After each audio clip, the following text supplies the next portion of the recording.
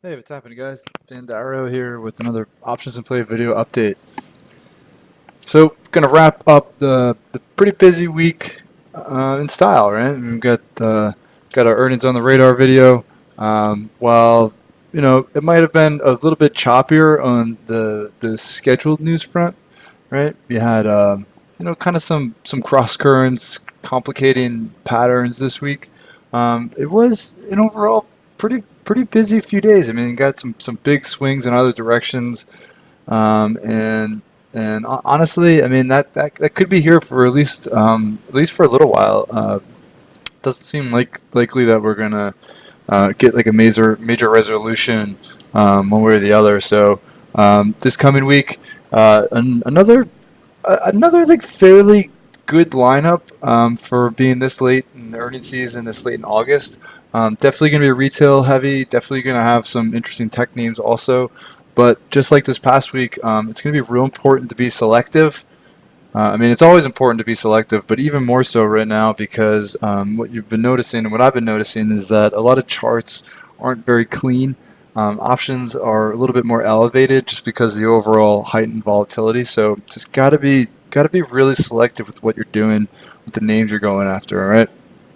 So let's hop into things here. Monday before the open, Estee Lauder, coming off a couple good quarters in a row. 2019 has been a good year for them. The only issue is that it wasn't rewarded for earnings last time around, and it's basically back to right where it was when it reported the last quarter. I mean, they're pricing in about 15 or so. Those are monthly options, but they're pricing in about 15. So they're not too cheap on that side. But a couple good quarters in a row, back down into trend support. Maybe you're thinking, if good, maybe you can get back up into the 180s, 190s, but we'd have to get risk down. And it'd probably be a little bit more in like the speculative camp, but definitely one to keep your eye on. That's Monday before the open. Also, Weibo, China name Monday before the open. 375 is about what they're looking for there. Coming off, I mean, just almost the complete opposite of Estee Lauder, actually. Coming off back-to-back weak quarters, and it's sitting, at its worst price in about 2 years.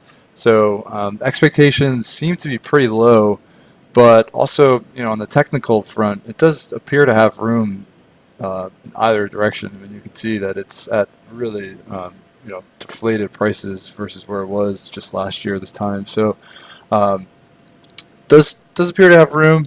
And I haven't really traded many of the China tech names, but this one could be one of the more interesting ones just because options aren't too bad, chart doesn't look too bad, and it's gotten hit really hard, so it could be due for maybe like 4 to 5 points. So take a look at that one too. After the close Monday, is another China tech named Baidu. They're looking for about 9.5, and this one was great in May. We were in that one for a trade.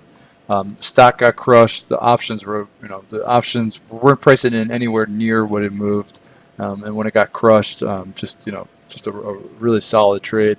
Kept going, kept sinking. Had a little bit of a pennant, broke that, and now it's kept sinking into the earnings. It's unbelievable how far it's dropped, but it's also doesn't mean that it can't go lower because the further out I scroll, you'll see what I mean. It's hanging right at like this kind of critical like 100 support range going back multiple years, and underneath this, I mean like the only real area is like the low 80s, right? So it's gotten hit really hard. It doesn't really have anything for about 15 points on the downside. So it's pricing in 9.5, but I mean there does appear to be potential for a pretty good sized move either direction, even though it has come down as far as it has, right? So I overall I'd say like I don't like the setup as much as I did the previous quarter when it was right around like the 150 area. But if you could get risk down a bit, maybe get those options down, maybe with some spreads, then it might be worth a shot. Especially if maybe it gets like that 15 point ish room. If it gets into like that 12 to 15, could be a decent volatility candidate. For the open Tuesday, Coal. So this one was actually a pretty great trade this week, and it had a really sharp reaction to Macy's numbers. So it's priced in at 4.5. I probably won't touch it just because I had a trade on it already for a sympathy trade on Macy's. Had a big move. So for like expectations or maybe bad numbers are probably pretty close to priced in. So probably going to leave that one alone. TJX. About 4 points is what they're looking for here. It's the first off-price retailer to report, but last quarter was kind of a dud. It was right here. It didn't really do a whole lot. You also have Ross Stores reports later next week too, and what's interesting about that is that Burlington, so it's kind of like the third, so like the off-price names are typically TJX, Ross Stores, and Burlington. Two report next week, one doesn't. Burlington doesn't, right? So, I oftentimes, I'm always like searching for like these sympathy trades when you have like multiple similar names kind of reported in like a kind of like a very small window. So TJX reports next week, Ross Stores reports next week. So Burlington might be the way to go about that, right? You get like tend to get like a decent reaction off of that TJX and then the Ross Stores. So I'll take a look at those Burlington options. Home Depot, 8.5 points. That's what they're looking for this quarter. Options definitely a little bit more on the high side, just based off the averages the last 3 to 4 quarters. It really hasn't had much more than like a 9 point move in years. So 8.5. I mean, it would have to be probably extraordinarily good or surprisingly bad, just because those options are definitely near like the high end and what it normally moves. Plus, the problem with Home Depot is that it just really doesn't react well to earnings. I mean, I think I did like the math like last time. It was like 5 out of the last 6 quarters it's opened red or finished red. So it doesn't respond well, even though the numbers are typically pretty good. So expensive options, typically a lousy reaction to earnings. So that to me just seems like an avoid. SE. So 6 points is what they're pricing in here.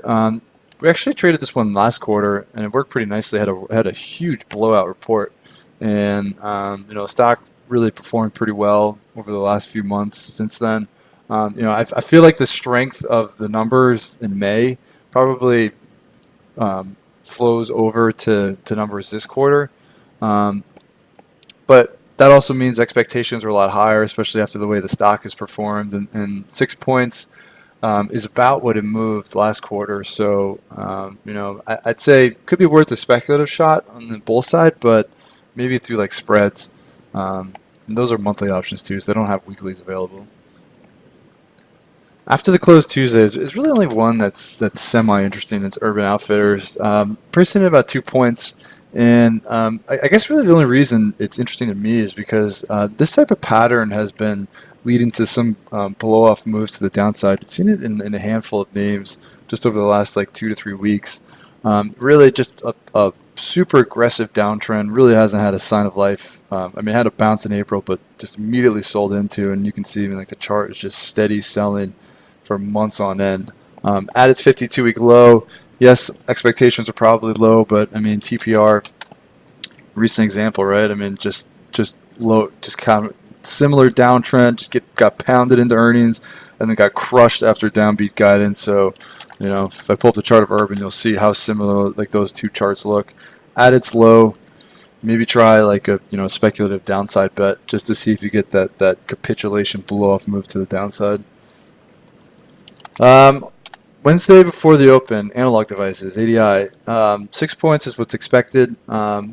Pure Texas Instruments, so that was one we had a trade on. Had just an absolute monster breakout on its report a few weeks ago, and ADI rallied up along with that. The problem is we're in a much different environment, right? I mean, that was when the averages were probing their 52-week highs. We're well off those highs.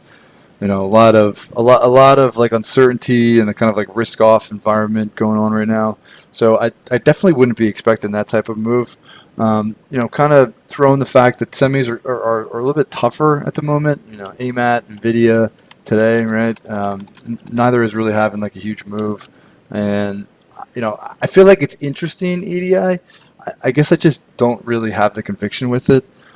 Texas Instruments was pretty solid, so I feel like ADI are probably pretty solid. But in terms of like reaction, I just really don't know what to expect.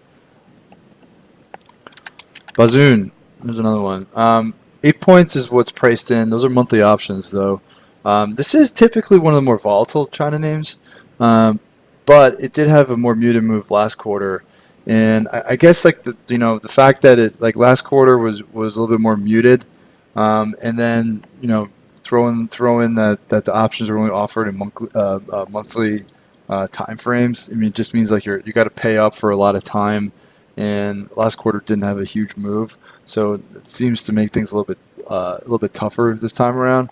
I guess I'd lean bullish, but again, you'd probably have to get the risk down. 8 points. 8 points is definitely on the high side, and maybe some sort of spreads to get that overall risk down a bit. Lows. All right, so this is one of the more interesting setups of the week, in my opinion. They're looking for about 6 points. Had a surprisingly bad quarter in May, and it was hit for about 15 points. It just about recovered all of it, through the middle of July, and then fell right back down to the lows again. So um, it's going to go into earnings most likely near its low. The reason I say most likely is because obviously Home Depot reports before, so it could have a pretty sharp reaction to Home Depot's earnings if they're like good or bad. I mean, it could like pop or drop a bunch. So this trade will kind of be determined upon on what it does on that Home Depot report, but it seems like it could have 10 points either way. I mean, it seems like could have room back into like the low triple digits, right? And then on the downside, the next key area of support's down in like the mid 80s, so about 10 points lower, or maybe like 8 to 10 points back up and just into like this just kind of like chop congestion area. It's pricing in 6, moved to 15 last quarter. Again, this will kind of hinge around what it does in response to Home Depot, but definitely I think one of the more interesting reports of the week. Target 5.5 is what they're looking for. Maybe you get like that Walmart type move type setup, right? It kind of gets dragged lower on other retail numbers, and then they blow out their own. Kind of what happened last quarter actually. Got dragged down on other like like Macy's and Kohl's, and got dragged down on those, and then they turned in like a real nice blowout print, and the thing ripped. So maybe if it like kind of is under pressure a little bit earlier in the week, could set up kind of like that Walmart type like ricochet rebound. Plus 90 is a real big level on target, and if it can get through 90, then you could see a pretty significant pent up breakout, because I mean that's been a pretty clean double top on this going back to last year. So that's one that's worth keeping an eye on. Whether or not get involved, it's probably gonna be determined by like how it acts like the first couple days next week.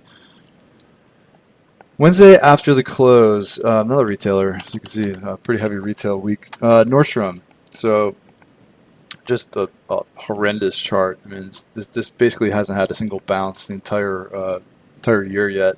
At its 52-week low, got hit off of that Macy's number 2.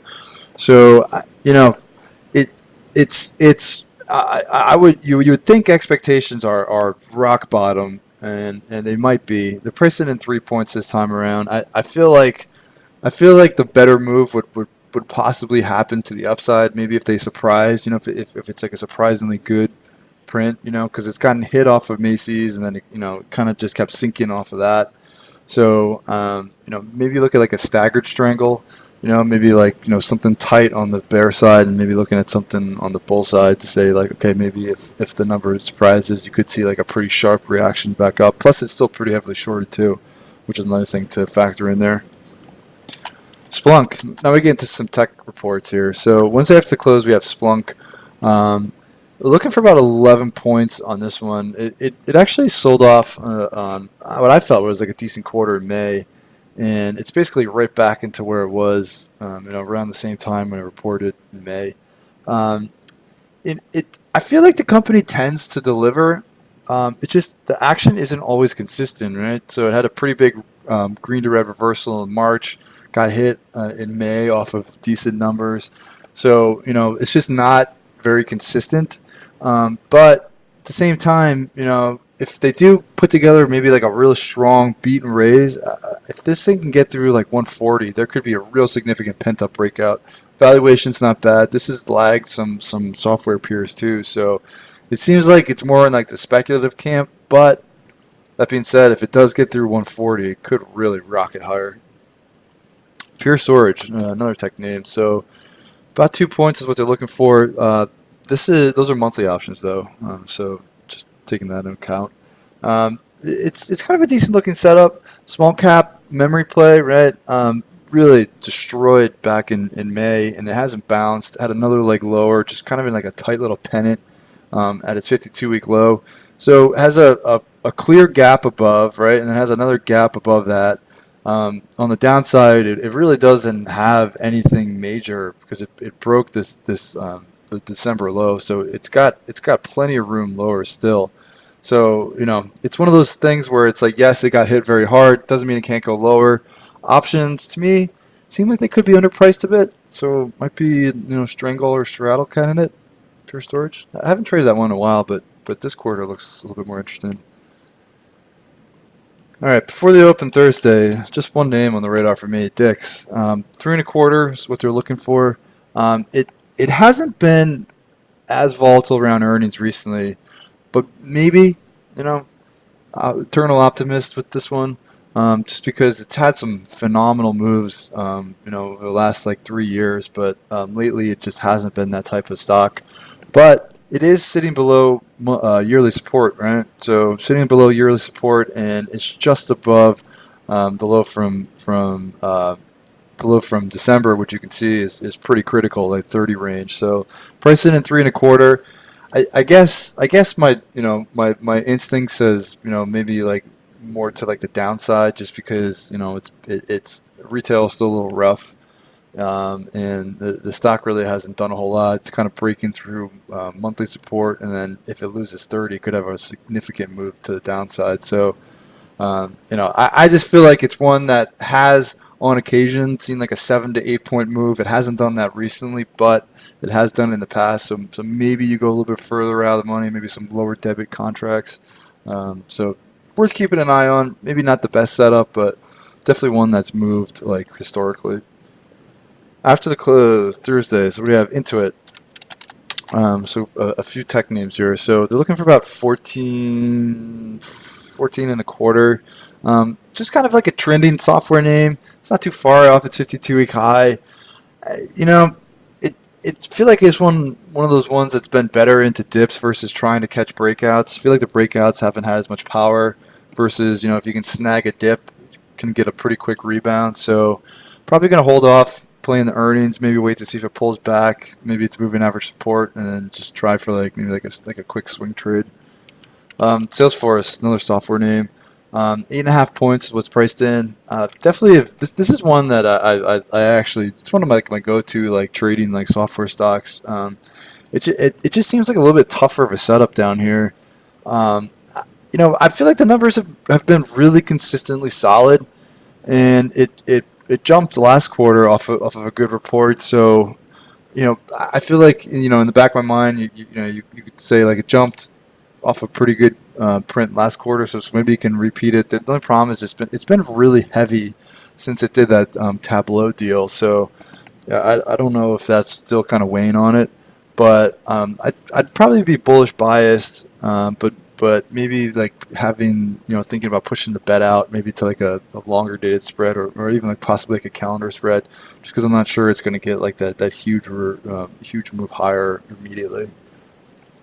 Also, Thursday, VMW. So 10.5 points, and this is kind of like similar to Salesforce actually. Then it was hit pretty hard just yesterday off the Pivotal acquisition, and it sold off on results back in May, and it's just kept breaking down. It's below all of its moving averages. It just got hit off the acquisition, so it looks pretty broken technically. But it could be a bounce candidate. It's not a name that I've traded a ton, and the chart doesn't look very good. So maybe I'll hold off. But the report's Thursday, so some things could change. Maybe if it keeps sliding, right? Maybe if it gets down into like the 130s, then maybe you could try it for move a bounce off like that January bottom, right? Just like a deeply oversold. Maybe expectations are kind of washed out for like a move back up, but at the moment, probably leaning more towards like not playing it. And then Raw Stores also Thursday. So like I mentioned, TJX earlier in the week, Raw Stores, which is pricing about 8.5 points later in the week, and I still feel like Burlington may be the way to go about it, just as a sympathy trade on both of those. Friday before the open, Foot Locker. So this is one of the more interesting setups of the week. Also, I'm definitely gonna have this one on my radar. Was hit real hard back in May, and it hasn't bounced at all. And it's hanging under like this real critical 40 support range. So you can see when I go back a little bit further, you can see what I mean by it's really critical, right? So actually, I don't see it. So has this really obvious gap down into like the low 30s underneath 40, right? So it's got a really obvious gap underneath. It's got a really obvious gap above. It's pricing in 5.5 points, but it moved about 10 last time around. It's historically had some really significant gaps.